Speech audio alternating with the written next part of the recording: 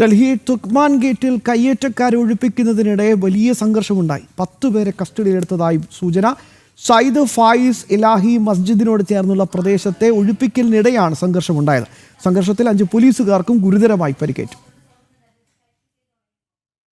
പുലർച്ചെ 1:30-ക്കാണ് കയ്യേറ്റം ഒഴിപ്പിക്കൽ നടന്നത്. തുർക്ക്മാൻ ഗേറ്റിലെ സയ്യിദ് ഫായിസ് ഇലാഹി മസ്ജിദിന് പരിസരത്തുള്ള അനധികൃത കയ്യേറ്റങ്ങൾ ഒഴിപ്പിക്കുന്നതിനിടെയായിരുന്നു സംഘർഷം. ഡൽഹി രാംലീല മൈതാനത്തിനടുത്തുള്ള പ്രദേശങ്ങളിലെ അനധികൃത കയ്യേറ്റങ്ങൾ ഒഴിപ്പിക്കണമെന്ന് ഡൽഹി ഹൈക്കോടതിയുടെ ഡിവിഷൻ ബെഞ്ച് ഉത്തരവിട്ടിരുന്നു. 38,940 ചതുരശ്ര അടി കയ്യേറ്റം ഒഴിപ്പിക്കണമെന്നായിരുന്നു നിർദ്ദേശം.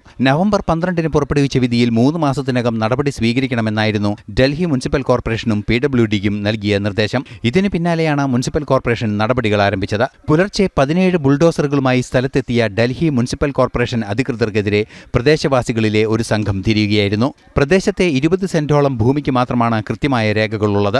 ഈ പ്രദേശത്താണ് പള്ളി സ്ഥിതി ചെയ്യുന്നത്. ബാക്കി പ്രദേശങ്ങൾ ഒഴിപ്പിക്കുന്നതിനിടെയാണ് ആക്രമണം നടന്നത്. ആക്രമണത്തിൽ 5 പോലീസ് ഉദ്യോഗസ്ഥർക്ക് പരിക്കേറ്റു. സംഭവവുമായി ബന്ധപ്പെട്ട് മേഖലയിലെ 100ഓളം CCTV ദൃശ്യങ്ങൾ പോലീസ് പരിശോധിക്കുകയാണ്. 10-ലേറെ പേരെ പോലീസ് കസ്റ്റഡിയിലെടുത്തു എന്നാണ് ലഭ്യമാകുന്ന വിവരം. അനധികൃത കയ്യേറ്റങ്ങൾക്കെതിരായ നടപടി വർഗീയത വളർത്താനുള്ള സാധ്യതയായി കണ്ട് ഒരു വിഭാഗം ആക്രമണത്തിന് പിന്നിലെത്തി എന്നതാണ് പോലീസിന്റെ നിഗമനം. ന്യൂസ് ഡെസ്ക് ജനം.